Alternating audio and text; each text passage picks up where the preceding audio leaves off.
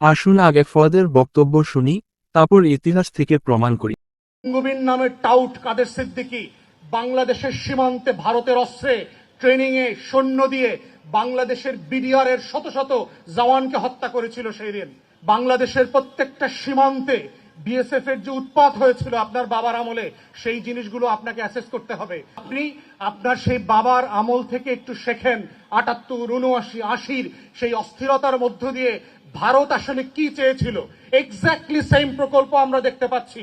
ফোয়াদের মিথ্যা বানোয়াট ইতিহাস মহান মুক্তিযুদ্ধকে ছোট করেনি, বাঙালি জাতিকে কলঙ্কিত করেছে। একজন সাধারণ নাগরিক হয়ে এর তীব্র নিন্দা ও প্রতিবাদ জানাচ্ছি। বঙ্গবীর কাদের সিদ্দিকীকে নিয়ে বিভ্রান্তিকর বক্তব্য দেওয়ার আগে ইতিহাস জানা জরুরি। ইতিহাস কোনো ব্যক্তি বা দলের সম্পত্তি নয়, ইতিহাস হলো জাতির আয়না। আর বাংলাদেশের মহান মুক্তিযুদ্ধের ইতিহাসে বঙ্গবীর কাদের সিদ্দিকীর নাম সাহস, বীরত্ব ও প্রতিরোধের প্রতীক হয়ে আছে। ১৯৭১ সালের মহান মুক্তিযুদ্ধের সময় অনেক মুক্তিযোদ্ধা যুদ্ধের কৌশলগত প্রয়োজনে ভারতে গিয়ে প্রশিক্ষণ নিলেও কাদের সিদ্দিকী টাঙ্গাইল অঞ্চলে থেকেই সংগঠিত করেন দুর্ধর্ষ কাদেরিয়া বাহিনী। সাধারণ মানুষ, ছাত্র, যুবক ও দেশপ্রেমিকদের নিয়ে গড়ে ওঠা এই বাহিনী পাকিস্তানি হানাদার বাহিনীর বিরুদ্ধে অসংখ্য গেরিলা অভিযান ও সম্মুখযুদ্ধে অংশ নেয়। প্রায় ১৭,০০০ সদস্যের কাদেরিয়া বাহিনী টাঙ্গাইল সহ আশপাশের বিস্তীর্ণ এলাকায় পাকিস্তানি বাহিনীর জন্য আতঙ্কে পরিণত হয়েছিল। বঙ্গবীর কাদের সিদ্দিকী নিজে বহু যুদ্ধে সরাসরি নেতৃত্ব দেন এবং অসীম সাহসিকতার পরিচয় দেন।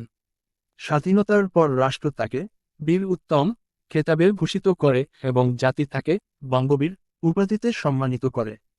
১৯৭৫ সালের ১৫ আগস্ট জাতির পিতা বঙ্গবন্ধু শেখ মুজিবুর রহমানকে সপরিবারে হত্যার পর কাদের সিদ্দিকী প্রকাশ্যে এর প্রতিবাদ করেন। পরবর্তীতে সামরিক শাসনের প্রতিকূল পরিস্থিতিতে তিনি প্রতিরোধ গড়ে তোলেন। জীবনের নিরাপত্তা ও রাজনৈতিক বাস্তবতার কারণে একসময় তাকে ভারতেও আশ্রয় নিতে হয়েছিল। কিন্তু এর সত্য অস্বীকার করার উপায় নেই যে বাংলাদেশের স্বাধীনতা সংগ্রামে বঙ্গবীর কাদের সিদ্দিকী ও কাদেরিয়া বাহিনীর অবদান ইতিহাসে চিরস্মরণীয় হয়ে থাকবে। ইতিহাস বিকৃত করে সাময়িক বিভ্রান্তি ছড়ানো যায়, কিন্তু সত্যকে মুছে ফেলা যায় না।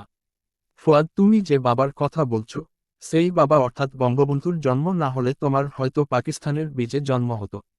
তাই ইতিহাস পাঠ করলে আরও সতর্ক হওয়া জরুরি।